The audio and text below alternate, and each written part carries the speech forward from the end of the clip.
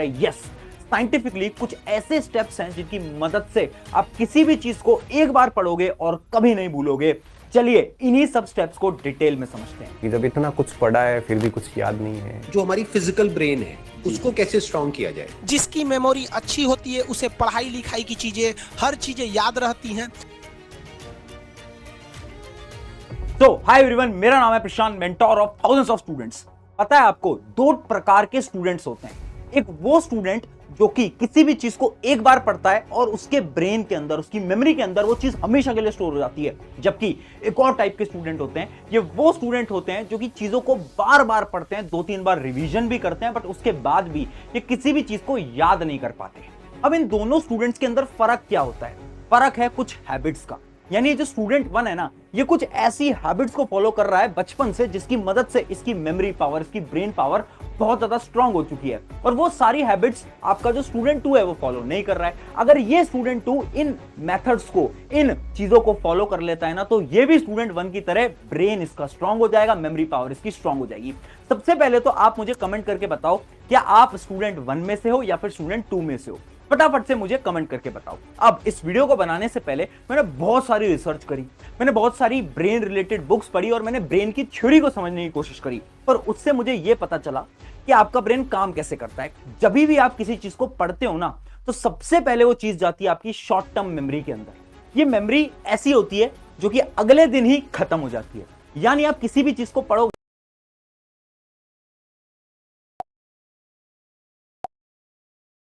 सबसे पहले तो आप मुझे कमेंट करके बताओ, क्या आप स्टूडेंट 1 में से हो या फिर स्टूडेंट 2 में से हो? फटाफट से मुझे कमेंट करके बताओ। अब इस वीडियो को बनाने से पहले मैंने बहुत सारी रिसर्च करी, मैंने बहुत सारी ब्रेन रिलेटेड बुक्स पढ़ी और मैंने ब्रेन की थ्योरी को समझने की कोशिश करी। पर उससे मुझे यह पता चला कि आपका ब्रेन काम कैसे करता है। जब भी आप किसी चीज को पढ़ते हो ना, तो सबसे पहले वो चीज जाती है आपकी शॉर्ट टर्म मेमोरी के अंदर। ये मेमोरी ऐसी होती है जो कि अगले दिन ही खत्म हो जाती है। यानी आप किसी भी चीज को पढ़ोगे ना, तो उसका 80% या 90% आप अगले दिन भूल चुके होगे, सिर्फ 10% बचता है। क्यों? क्योंकि ये सारी इंफॉर्मेशन आपकी शॉर्ट टर्म मेमोरी के अंदर थी। अगर आप उसी चीज को 2-3 बार पढ़ते हो, तो वो जो प्रोसेस है शॉर्ट टर्म मेमोरी का, वो डायरेक्टली जाता है लॉन्ग टर्म मेमोरी के अंदर। यानी आपकी सारी इंफॉर्मेशन अब लॉन्ग टर्म मेमोरी के अंदर स्टोर हो जाती है। और ये जो लॉन्ग टर्म मेमोरी है ना, ये थोड़ी अलग होती है, क्योंकि ये मेमोरी आप जब मन में चाहो तब आप इस मेमोरी को रिकॉल कर सकते हो, यानी याद कर सकते हो। अब ये जो प्रोसेस है ना, शॉर्ट टर्म मेमोरी से लॉन्ग टर्म मेमोरी के अंदर इंफॉर्मेशन को ले जाना, ये प्रोसेस बहुत ज्यादा कॉम्प्लिकेटेड होता है। बट साइंस ऐसे बोलती है कि 5 सिंपल स्टेप्स हैं, 5 सिंपल हैबिट्स हैं। अगर आप इन हैबिट्स को फॉलो करोगे ना, तो आपका जो प्रोसेस है ना, शॉर्ट टर्म मेमोरी से लॉन्ग टर्म मेमोरी के अंदर इंफॉर्मेशन को ले जाने का, वो बहुत सिंपल हो जाएगा। यानी आप कुछ भी पढ़ोगे और आप कभी नहीं भूलोगे। क्या है वो 5 स्टेप्स? एक एक करके बताता हूं, डिटेल में ध्यान से समझना।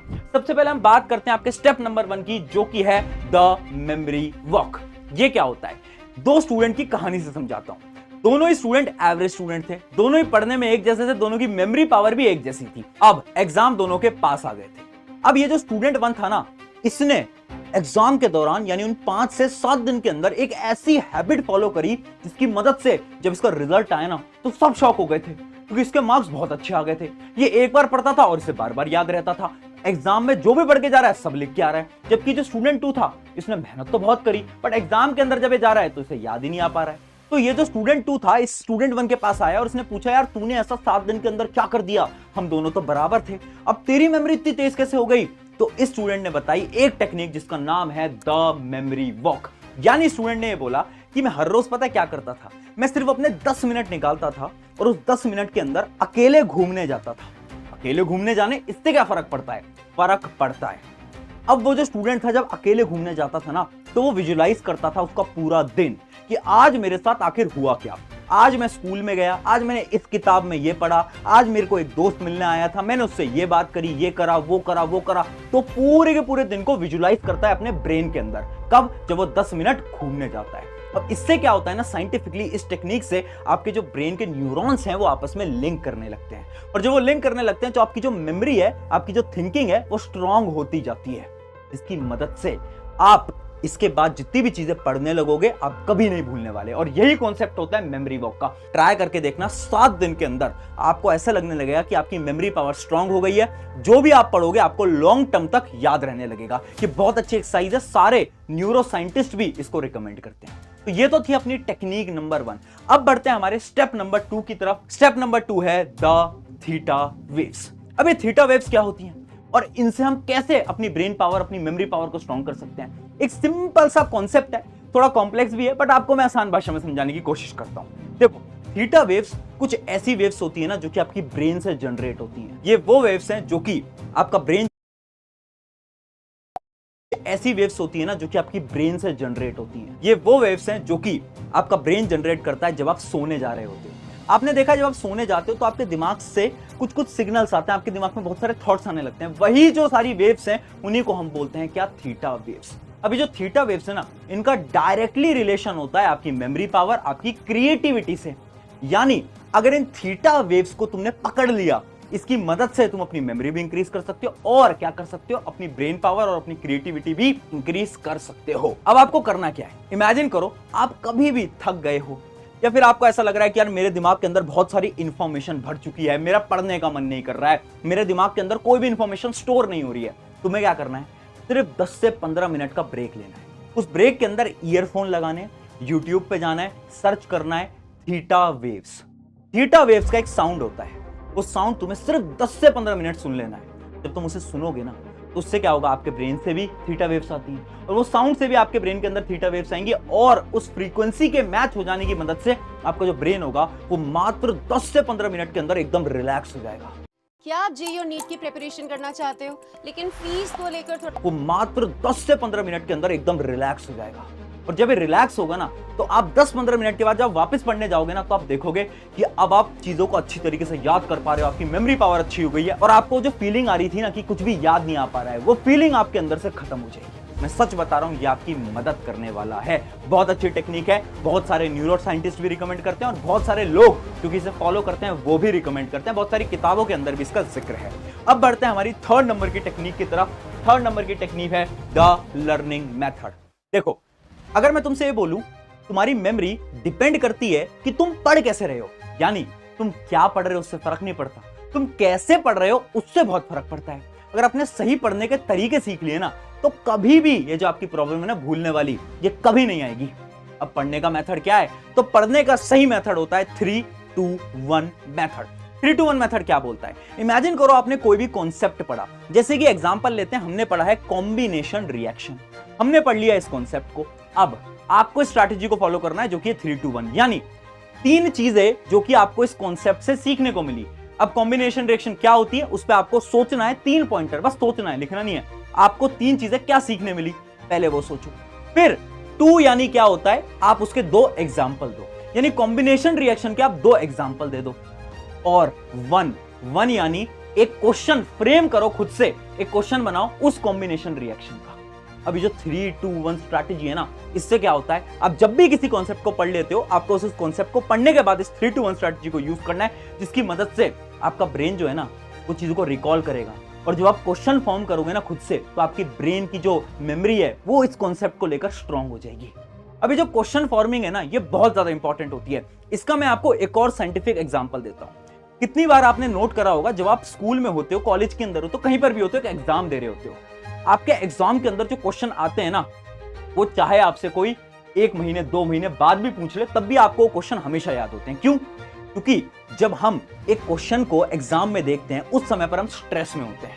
स्ट्रेस में क्या होता है, हमारा एक हार्मोन होता है एड्रेनलिन हार्मोन, वो रिलीज होता है। और एड्रेनलिन हार्मोन से क्या होता है, हमारी जो ब्रेन पावर है, जो हमारी थिंकिंग स्किल्स हैं, वो फास्ट होने लगती है। हमारी पूरी बॉडी जो होती है उसका ब्लड सर्कुलेशन फास्ट हो जाता है। जिस वजह से एग्जाम के दौरान जो जो क्वेश्चन आप वहां पर देख कर आते हो वो हमेशा आपकी ब्रेन की मेमोरी के अंदर स्टोर हो जाते हैं। होता है ना ऐसा? सच बताना, हुआ होगा। अब यही टेक्निक को आपको अपनी पढ़ाई में यूज करना है।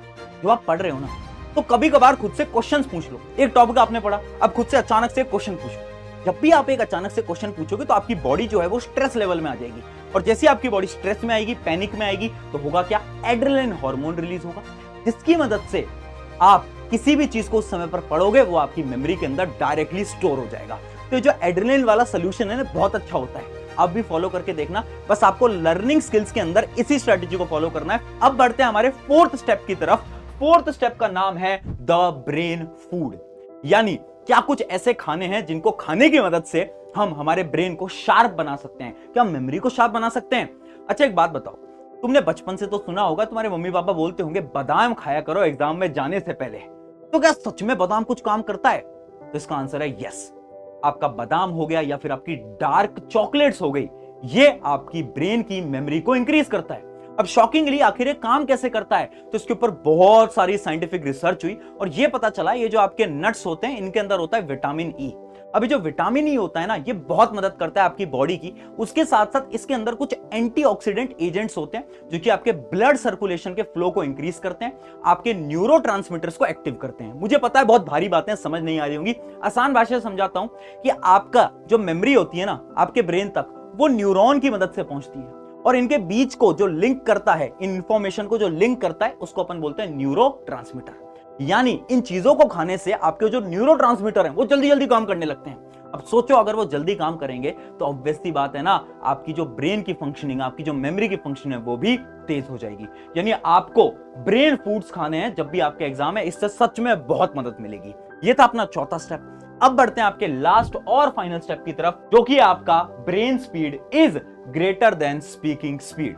देखो ध्यान से समझना, एग्जाम के दौरान आप कैसे पढ़ाई कर रहे होते हो। हम क्या करते हैं, हम एक किताब उठाते हैं और उसमें हम बोल बोल के पढ़ते हैं। ये मेथड एकदम गलत है। एक आपको एग्जांपल समझाता हूं। अभी स्क्रीन के ऊपर एक चीज आएगी, इसको एक बार बोल बोल के पढ़ो फटाफट से, आपके पास टाइम है और देखो कितने सेकंड के अंदर आप इसको बोल बोल के पढ़ते हो। तो आपने पढ़ा, अब क्या करो, वापस से वही इमेज आएगी आपकी स्क्रीन के ऊपर और अब आपको क्या करना है, अब आपको बोल बोल के नहीं पढ़ना है, अब आपको अपने दिमाग के अंदर पढ़ना है। एक बार दिमाग के अंदर पढ़ने की ट्राई करो और देखना कितने सेकंड में आप पढ़ पाते हो। ट्राई करा, पता चल गया होगा कि जब हम बोल बोल के पढ़ रहे हैं तो हमें शायद 2 सेकंड, 3 सेकंड, 10 सेकंड तक लग रहे हैं, बट जो हम दिमाग के अंदर पढ़ रहे हैं मात्र 1 से 2 सेकंड के अंदर पूरा सेंटेंस तुम पढ़ दे रहे हो रहा है नहीं हो रहा है? बिल्कुल हो रहा है। यानी आपकी जो दिमाग की रफ्तार होती है ये बोलने की रफ्तार से बहुत तेज होती है और इसी का ही आपको काम लेना है एग्जाम के दौरान। एग्जाम के समय कभी भी बोल बोल के नहीं पढ़ना है, दिमाग के अंदर पढ़ो, ज्यादा चीजें पढ़ पाओगे और अपने सिलेबस को जल्दी खत्म कर पाओगे।